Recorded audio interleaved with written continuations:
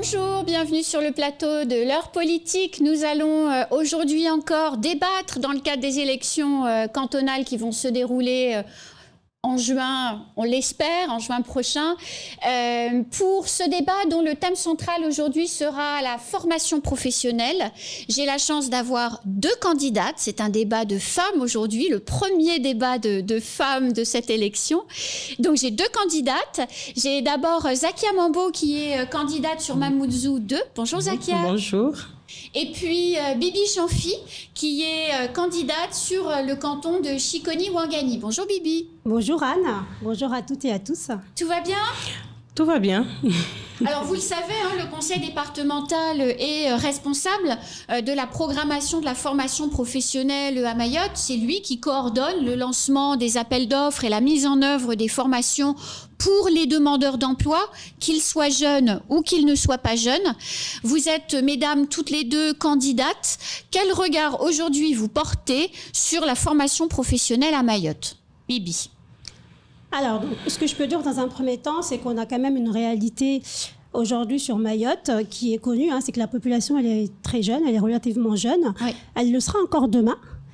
Donc, ça veut dire qu'aujourd'hui, effectivement, l'enjeu, c'est vraiment de pouvoir mettre en place donc tous les dispositifs pour la réussite éducative donc de notre jeunesse. Et effectivement, le conseil départemental, comme vous l'avez dit, en tout cas investit déjà pour cette formation.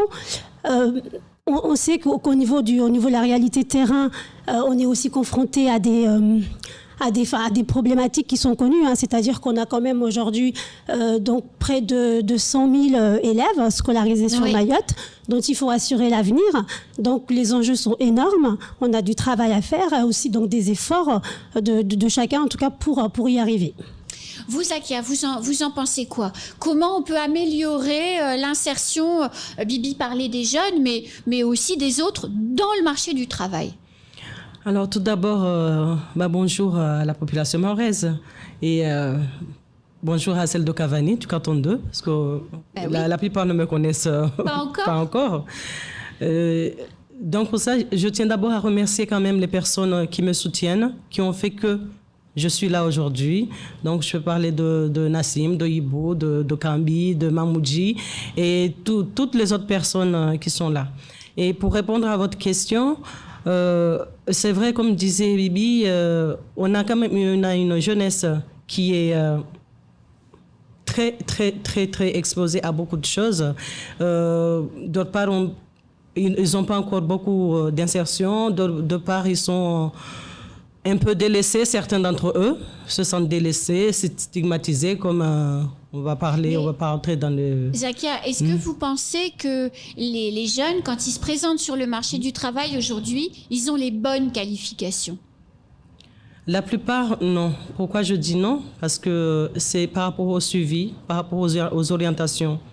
Aujourd'hui, si on propose un jeune à qui a fait un bac BTS et qui arrive, qui ne peut pas avoir un boulot et qui fait une demande d'emploi, qu'on le renvoie sur un emploi de gestion, c'est sûr que, en fait, c'est par rapport à l'orientation, je dirais. Le défaut, c'est l'orientation, Bibi ? Alors moi, je compléterai justement sur les propos de Zakia, c'est qu'aujourd'hui, il faut qu'on mène un vrai politique d'accompagnement et d'apprentissage.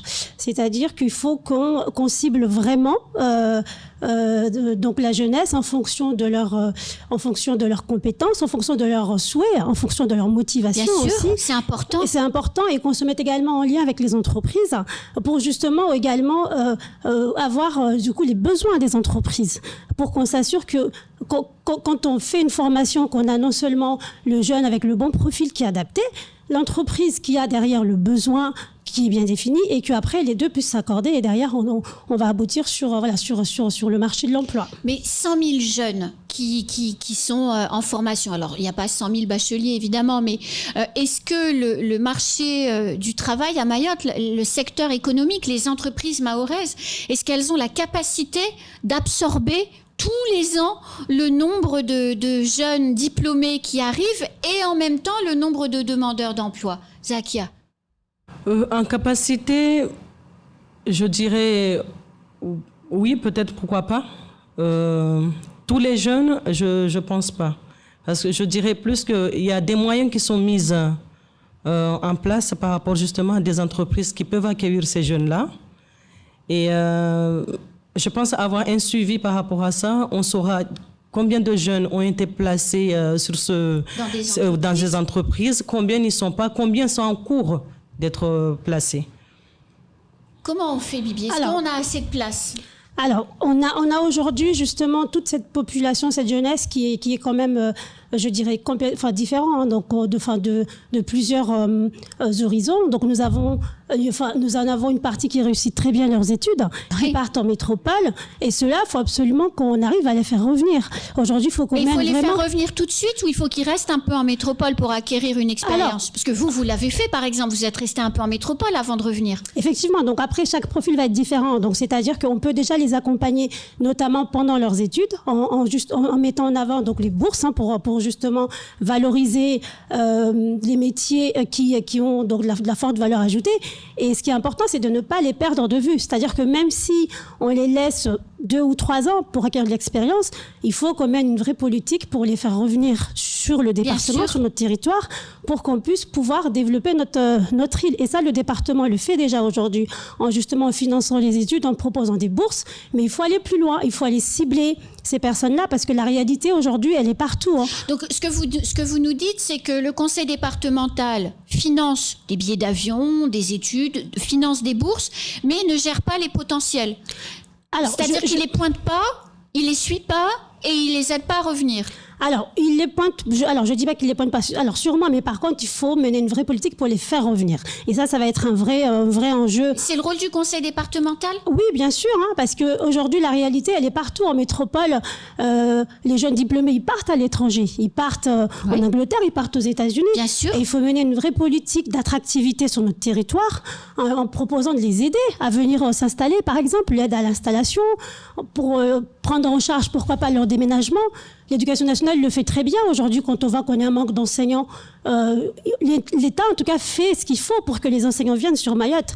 Et il faut qu'on fasse ce qu'il faut pour faire revenir nos ingénieurs, nos diplômés, pour qu'ils viennent, en tout cas, accompagner le développement de Mayotte. Zakia, les entreprises mahoraises qui ont besoin de recruter du personnel se plaignent et le disent, elles ne trouvent pas de salariés de profil mahorais.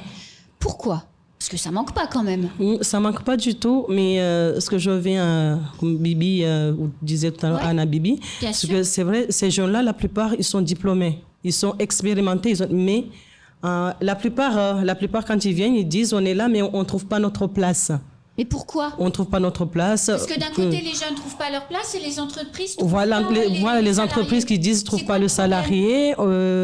Ces gens-là, en fait, c'est ça. On leur dit, vous revenez. Oui. Mais quand ils reviennent, ils trouvent les dispositifs qu'on leur a expliqués quand ils étaient à l'extérieur. C'est pas ce qu'ils trouvent. La plupart, c'est ce qu'ils en pensent. Donc, ils préfèrent plus partir ailleurs, voyager et soit rester même sur la métropole. Est-ce que vous pensez que l'insécurité, les conditions de vie difficiles à Mayotte sont un frein pour faire revenir les gens, Zakia ? Pour certains, oui. Pour d'autres, non. Ils se disent, on vient. Parce qu'il y en a quand même qui sont venus, qui se sont installés, qui ouvrent carrément des petites entreprises, qui sont là, qui veulent s'intégrer. Et je peux dire aussi qu'il y a le milieu aussi social et sanitaire aussi. Le milieu sanitaire, tout ce qui est hospitalier ou autre, où voilà, on en a vraiment un besoin énorme. Il y en a qui reviennent quand même, et par rapport aux saturations de l'hôpital. Zakia Bibi, est-ce que les formations que le conseil départemental met en place ou soutient en lien avec le rectorat, est-ce que c'est finalement suffisant? Est-ce que c'est bien orienté?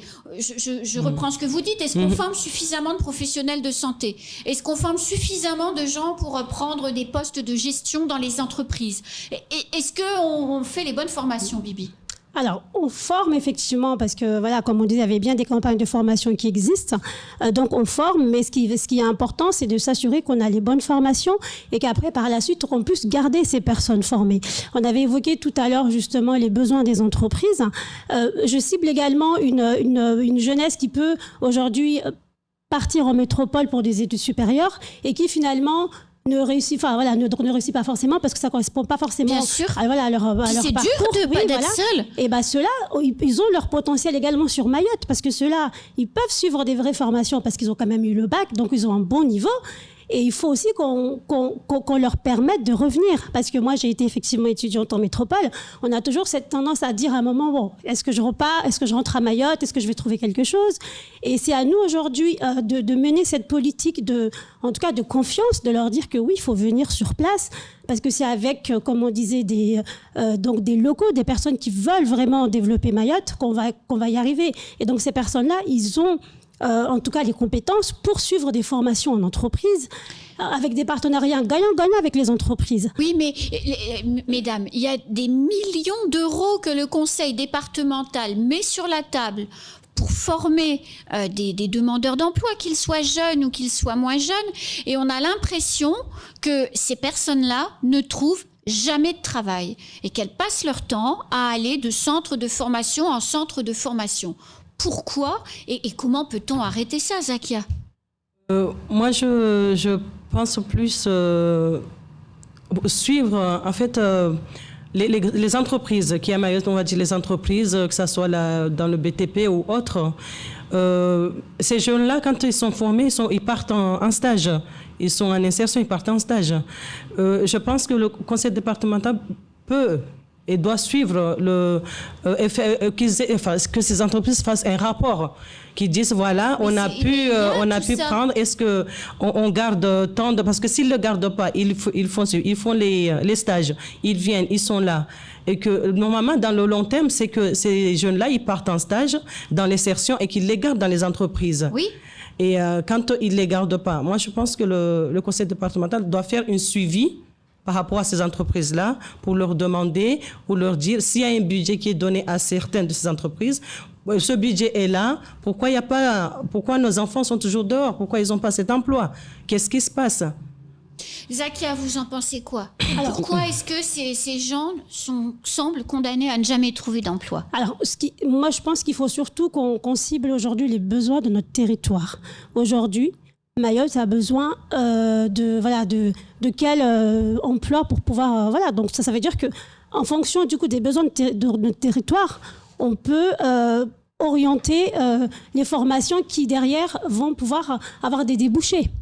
Les métiers de la mer, pourquoi pas aujourd'hui les métiers de la mer, l'aquaculture, c'est des choses, en tout cas c'est des métiers qu'on a déjà à un moment lancés. Aujourd'hui c'est en stand-by, mais il faut absolument qu'on reprenne dans ce genre de métier. La pêche, aujourd'hui le conseil départemental finance des pontons dans les communes, finance des constructions de halles de pêche, donc il nous faut des pêcheurs professionnels pour pouvoir assurer ces emplois.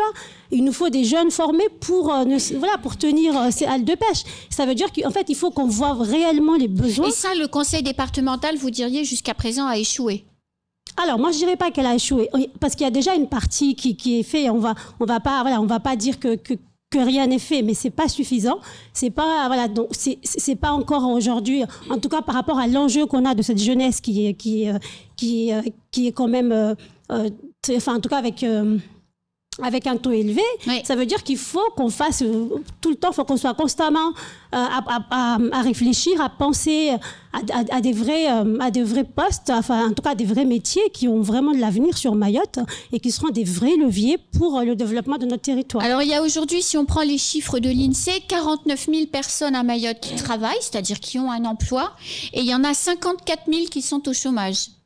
Il y a plus de gens au chômage que de gens qui travaillent. Est-ce que c'est satisfaisant, Zakia? C'est pas du tout satisfaisant.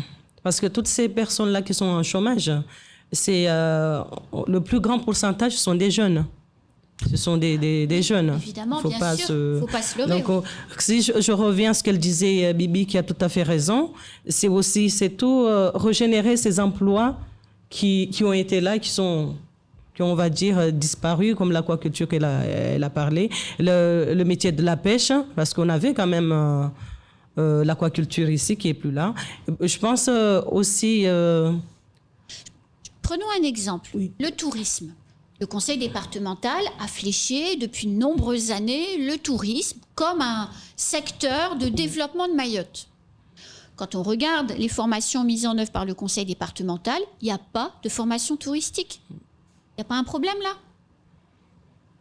En termes d'infrastructure aussi, il faut qu'on puisse suivre, hein, c'est-à-dire au niveau des hôtels, parce qu'aujourd'hui, le tourisme, effectivement, un touriste qui vient, il a besoin aussi donc de tout ce confort, hein, qu'on peut lui apporter. Et ça, il faut vraiment que ce soit, justement, comme je disais, définir les besoins de ce territoire et sur chaque type de métier, cibler un cap et se dire que pour que justement on puisse aujourd'hui réussir réussir en tout cas dans le tourisme, on a toute une panel d'activités à développer. Donc notamment, on parlera du coup de l'aéroport, des hôtels, des restaurants, la formation par la suite donc, de notre jeunesse. Et ça, c'est une vraie politique aujourd'hui qu'on doit mener, c'est-à-dire on doit penser, je dirais, sur une vision globale donc du développement de Mayotte. Zakia, quel pourrait être le rôle du conseil départemental demain et quel rôle jouerez-vous si vous êtes élu dans cette vision décrite par Bibi qui est une vision programmatique?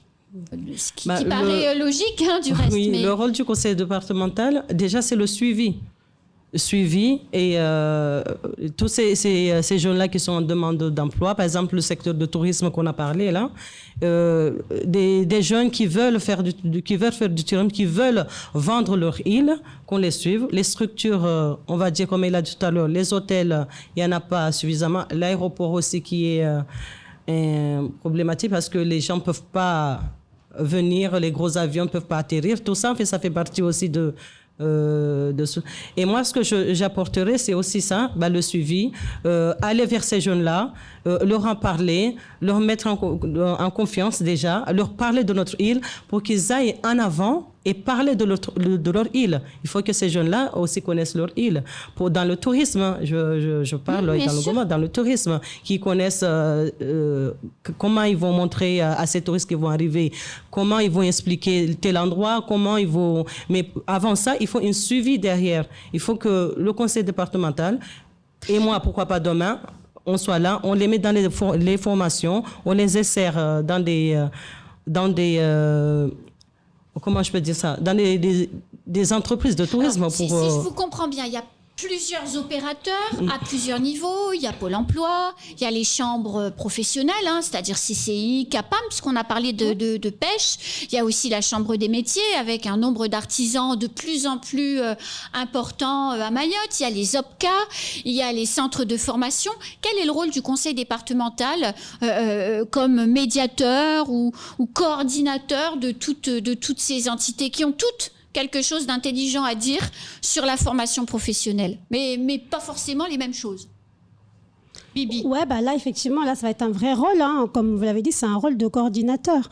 Parce que, justement, la fonction également de région du conseil départemental fait qu'aujourd'hui, on doit pouvoir assurer, en tout cas, l'ensemble du développement du territoire.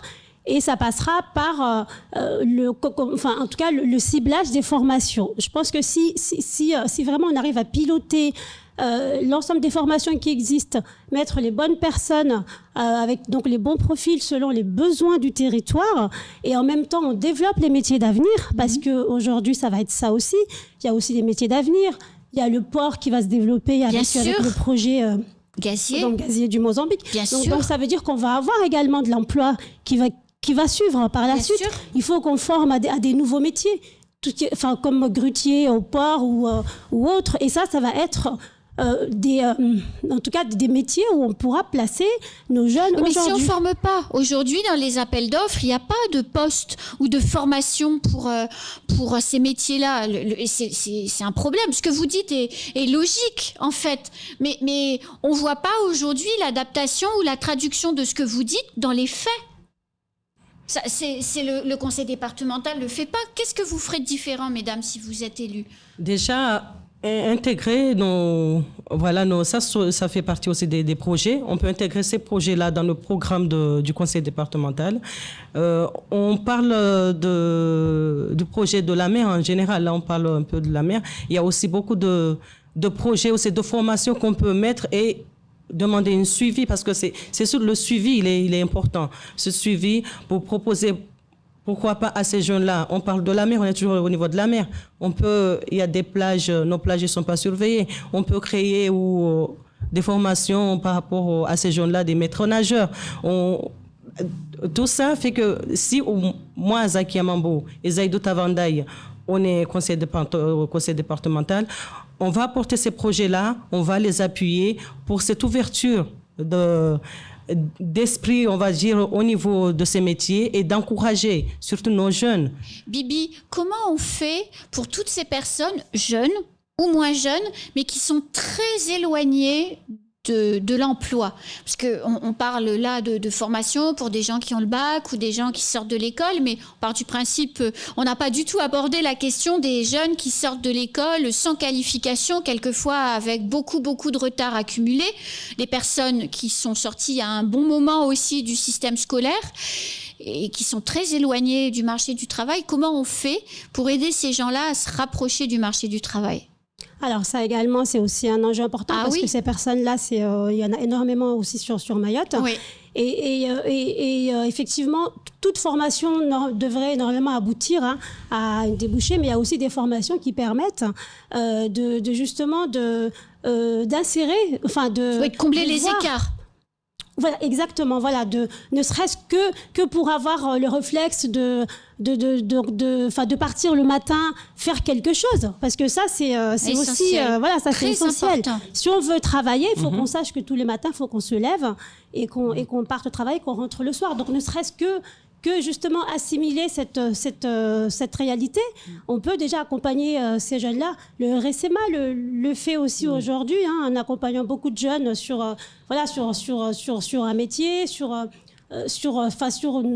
dirais même le savoir-vivre, le savoir-être en société pour pouvoir derrière, après, donc aller sur le marché de l'emploi. Et ils ont toujours une suivi positive aussi en partant de RSMA. Ils ont un avenir...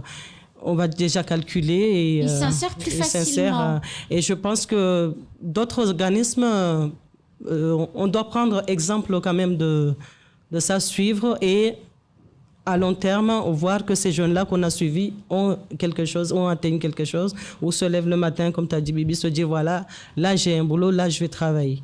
Alors il y a un autre aspect de la formation qu'on n'a pas encore abordé, c'est celui des centres de formation, parce que qui dit se former dit formateur. On a un peu l'impression aujourd'hui qu'il n'y a pas beaucoup de centres de formation 100% mahorais, que ce sont des majors comme on dit, qui viennent de la Réunion ou de métropole. Et est-ce que justement ces professionnels, ça n'en pas douter, sont en capacité de bien intégrer la culture locale pour réussir justement ce parcours d'insertion? Alors là, je vais revenir sur mes propos du début quand je disais qu'il faut que le département fasse revenir donc les jeunes diplômés mahorais, c'est justement pour pouvoir monter des projets sur Mayotte et aussi proposer donc des choses, enfin en tout cas des parcours adaptés parce qu'ils connaissent le territoire. Oui. Aujourd'hui, c'est des appels à projets que le département fait et du coup tout le monde peut répondre à ces projets. Oui, c'est le principe de la commande publique. Principe, exactement. Et ce qu'il faut, c'est qu'aujourd'hui, qu'on fasse venir nos ingénieurs mahorais pour que eux, ils prennent réellement la place, parce que tous les projets sont là. Maintenant, il reste à les réaliser. Et il faut vraiment des techniciens. Il nous faut cette en tout cas, cette ingénierie mahoraise pour venir souder en quelque sorte différents dispositifs. Il faudrait faire un peu de préférence locale. Sur certains secteurs, oui, parce que c'est ce qui marche. Faut pas se mentir. Quand on est local, il y a des choses qui nous touchent un peu plus que quand on n'est pas, quand on n'a pas d'attache. Donc forcément, on produit plus, on va plus au-delà et on fournit beaucoup plus d'efforts. Ça c'est hyper important. Préférence locale. On vendra pas notre île. On n'est pas là pour stigmatiser les autres qui sont venus là, Métropole ou La Réunion. Mais moi, je dis aujourd'hui, on pourra pas vendre notre île si c'est pas un Mahorais qui est sur place. C'est le Mahorais qui connaît ce qui se passe chez lui. Donc aussi, il y a toute cette ingénierie, comme on a dit, tous ces jeunes-là qui reviennent et qui sont là pour booster leur île et le dynamiser. Je pense qu'on pourra au niveau tourisme, on nous verra vraiment en haut, quand on nous verra, ils sont... c'est grâce à ces jeunes-là qui sont partis étudier, qui sont revenus, qui sont en train de dynamiser leur île. Un petit mot à ajouter, Bibi? Alors, un petit mot, je dirais que moi, je suis très positive et je pense qu'en tout cas, Mayotte a toutes ses chances d'y arriver. On est formé aujourd'hui, la jeunesse, elle est formée. On sait ce qu'il y a à faire, il faut juste qu'on se donne les moyens et qu'on ait une bonne volonté politique pour y arriver. Et si vous êtes élus l'une et l'autre en juin prochain, vous allumerez ces petites étincelles qui permettront aux étoiles de monter dans le ciel?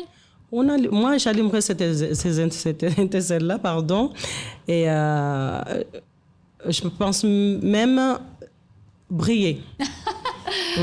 On va briller. Ce sera le mot de la fin. Je vous souhaite une bonne fin de journée et on se retrouve très vite sur le plateau de l'heure politique pour un prochain débat. Et mesdames, je vous souhaite bonne chance pour les élections. Merci et je vous remercie, Anne. À bientôt.